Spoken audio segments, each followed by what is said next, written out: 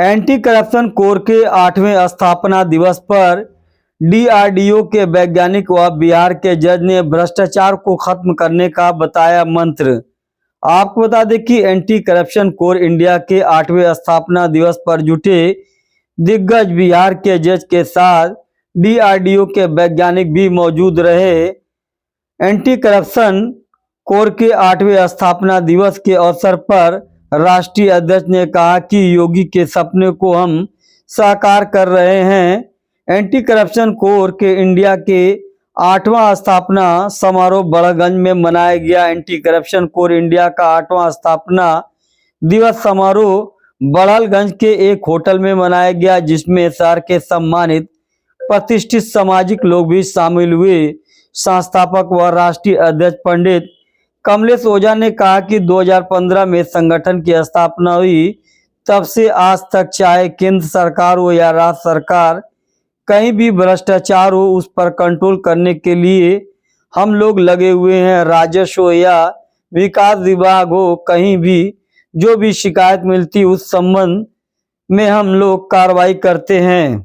देखिए, हम वैज्ञानिक के साथ साथ इस समाज का भी एक हिस्सा है और हम सभी जानते हैं कि समाज में भ्रष्टाचार एक रोग की तरह है। चूँकि हम लोग वैज्ञानिक के तौर पे रोगों के लिए दवा और रोगों का इलाज ढूंढते हैं, तो उसी तरह समाज को मिलकर हम चाहे जो भी हैं, जो भी अपने अपने व्यक्तिगत कार्य कर रहे हैं, उनके अलावा समाज में सभी लोगों को सम्मिलित होकर और मिलकर भ्रष्टाचार के खिलाफ एकजुट होना होगा तथा हमें इसके लिए रास्ता ढूंढना होगा। आप सभी जानते हैं कि पिछले कुछ वर्षों से टेक्नोलॉजी ने बहुत महत्वपूर्ण योगदान दिया है भ्रष्टाचार को खत्म करने में।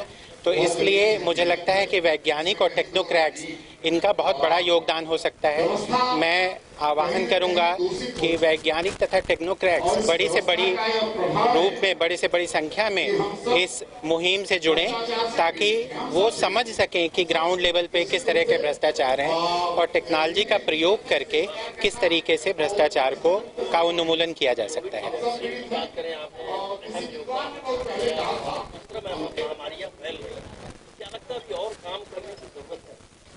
जी, मैंने जो डेवलप किया था वो कोविड की मेडिसिन थी, वैक्सीन नहीं थी। और डेफिनेटली जैसे ये वायरस की बीमारी है, ये कोई नई चीज़ नहीं है। वायरस की बीमारी सीजनल होती है और आती रहेंगी इस तरीके से। उसके लिए हमें ये चाहिए कि हम अपना इम्यून सिस्टम, जो हमारा प्रतिरक्षा तंत्र है शरीर का, वो कितना मजबूत रखें। अगर हम उसको मजबूत रखेंगे तो जाहिर सी बात है बीमारियां टिक नहीं पाएंगी बहुत समय तक। वायरल डिजीजेस भी जो हैं उनके लिए उपयुक्त हमारे पास संसाधन हैं और उनके लिए हमारे पास दवाएं हैं इस तरीके की कि वायरल डिजीजेस को टैकल किया जा सकता है। जो वैक्सीन लगा के जो वायरल डिजीजेस ठीक की जा सकती हैं, उनके लिए मैं यही सलाह दूंगा कि सभी लोग वैक्सीनेशन कराएं, ताकि ऐसे वायरल डिजीजेस को दूर रखा जा सके।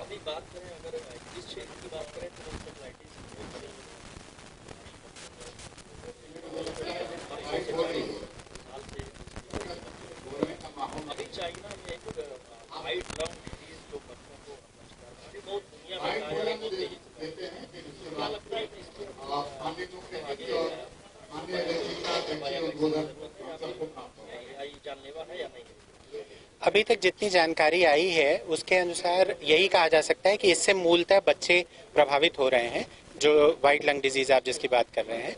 और करीब 60% हॉस्पिटलाइजेशन या हॉस्पिटल में विजिट बच्चों का बढ़ा है। आप सभी जानते हैं कि ये जो सीज़न है वो इसमें कोल्ड बहुत कॉमन होता है और उस कोल्ड की वजह से लंग इन्फेक्शन होने की संभावना बढ़ जाती है।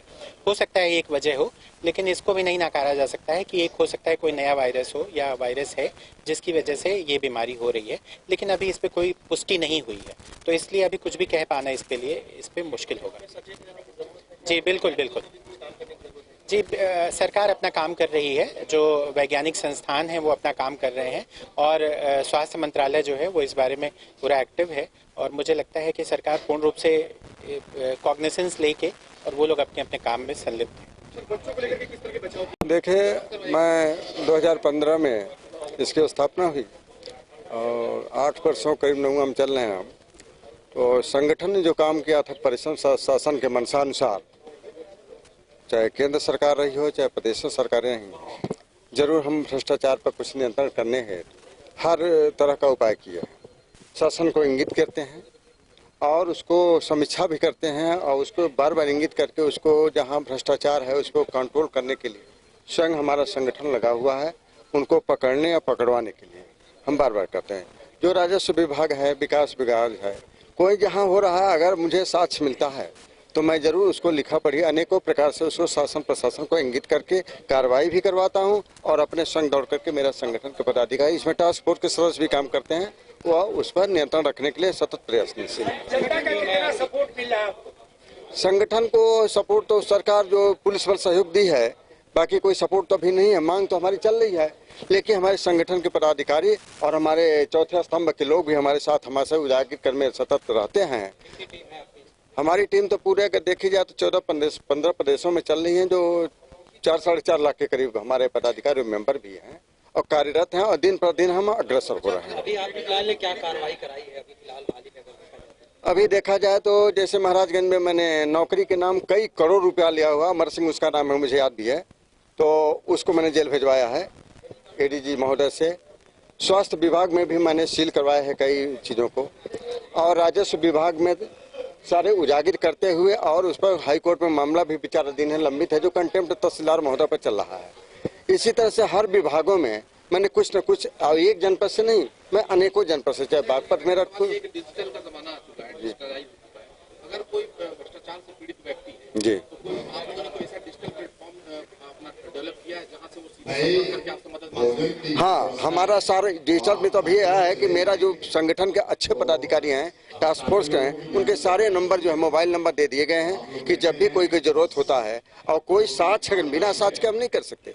शासन की मंशा है कि साक्ष्य मिले, हम उनका निवारण करें। तो अगर साक्ष्य मिलते हैं, फोन करते हैं तो मेरा पदाधिकारी वहाँ पहुँचता है और उनसे साक्ष्य लेता है, एफिडेविट लेता है। एक सवाल और है कि भ्रष्टाचार के मामले में हमेशा छोटी मछलियों पे ही जो है कार्रवाई की जाती है, बड़े मगरमच्छ तो हमेशा बचे रहते हैं। नहीं, हमारा संगठन ऐसा नहीं करता है।